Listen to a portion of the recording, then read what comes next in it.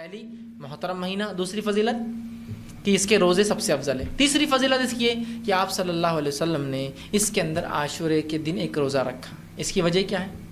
اور 10 محرم کی حیثیت شریعتاً کیا ہے بتا دیتا ہوں آپ کو، ہو سکتا ہے بہت چوکنا والی ہو لیکن یہ حقیقت ہے۔ 10 محرم کی شریعت میں جو فضیلت ہے اور قیامت تک جو اس مہینے کی اور اس دن کی حیثیت ہوں گی 10 محرم کی عاشورے کی، وہ خوشی کی حیثیت ہے، یاد رکھیے خوشی کی حیثیت ہے، قیامت تک اس میں خوشی منائی جائے۔ آپ بولیں گے کیوں؟ آئیے واقعہ سنیے۔ نبی اکرم صلی اللہ علیہ وسلم ہجرت کر کے مدینہ پہنچے۔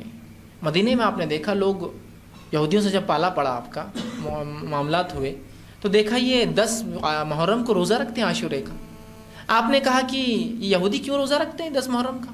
ابو موسیٰ اشعری رضی اللہ عنہ فرماتے رسول اللہ صلی اللہ علیہ وسلم ہم سے خطاب کیا اور پوچھا یہ یہودی اس دن روزہ کیوں رکھتے ہیں؟ ہم نے کہا اللہ کے رسول یہ اس دن روزہ اس لیے رکھتے کہ ان کا یہ کہنا ہے کہ اس دن اللہ رب العزت نے موسیٰ علیہ السلام کو اور بنی اسرائیل کو فرعون کے شکنجے سے نجات دی تھی، اور موسیٰ علیہ السلام نے شکرانے کا روزہ رکھا تھا، لہٰذا بنی اسرائیل جو یہودی تھے وہ شکرانے کا روزہ رکھتے ہیں، اپنی عورتوں کو زیورات پہناتے ہیں اور عید کے جیسا اس دن کو مناتے ہیں۔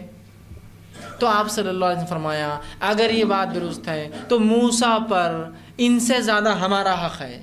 ہم مسلمان ہیں، اب یہ تو یہودی بن گئے، تو موسیٰ پر ان سے زیادہ ہمارا حق ہے، اور آپ صلی اللہ علیہ وسلم نے اس دن روزہ رکھا۔ کیوں روزہ رکھا؟ موسیٰ علیہ السلام پچھلے مسلمانوں کی آزادی پر آپ نے خوشی منائی۔ کس دن خوشی منائی؟ اور خوشی نہیں منائی بلکہ خوشی کا جو طریقہ اللہ کا شکر ادا کرنا چاہیے، خوشی میں انسان پاگل نہ ہو، اللہ کا شکر ادا کیا، ایک روزہ رکھا، اور پھر حدیث نے فرمایا اگر انشاءاللہ میں اگلے سال زندہ رہا تو میں 9-10 کا روزہ رکھوں گا تاکہ یہودیوں کی مخالفت کروں گا۔ جس پر یہودیوں کو جب پتہ چلا تو کہا یہ انسان جو محمد صلی اللہ علیہ وسلم میں کسی ایک بات میں تمہاری مخالفت چھوڑ دے، یہاں بھی روزہ رکھ رہا ہے لیکن 2 رکھ رہا ہے، اپنے لوگوں کو کہہ رہا ہے کہ 2 رکھوں گا، مطلب ہر چیز میں رسول اللہ نے یہودیوں کی مخالفت کی، چونکہ انہوں نے اللہ کی کتاب کی مخالفت کی، اپنے نبیوں کی مخالفت کی، تو کہا کسی چیز میں تو یہ نبی ہماری مخالفت نہ کرے۔ اب روزہ بھی رکھ رہا ہے تو 2 رکھ رہا ہے، کہا زندہ رہا تو 2 رکھوں گا، 9-10، ٹھیک۔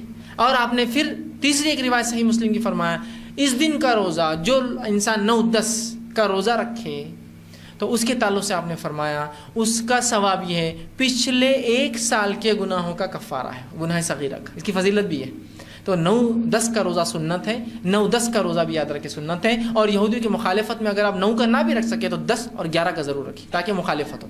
تو 9-10 کا یا 10-11 زیادہ افضل تو 9-10 سے یاد رکھیں، کیونکہ آپ صلی اللہ علیہ وسلم نے کہا تھا اگر زندہ رہا تو 9-10 کا رکھو، تو افضل یہ ہے، لیکن اگر 9 کا نہ بھی رکھ سکیں، بہرحال 9-10 اورنگ آباد کے اور ہندوستان کے اعتبار سے کل اور پرسوں ہونے والی ہے، تو آپ کل اور پرسوں ضرور کوشش کریں کہ یہ 2 دن روزہ رکھے، کل کا اور پرسوں کا، اور نہ ہو سکے کل تو پھر پرسوں اور ترسوں کا ضرور رکھیں۔ اس کا ثواب کیا ہے؟ انشاءاللہ آپ نے فرمایا یہ 1 سال کے پچھلے گناہوں کا جو گیا سال کفارہ ہے، اس سے مراد گناہ صغیرہ ہے، یاد رکھیے۔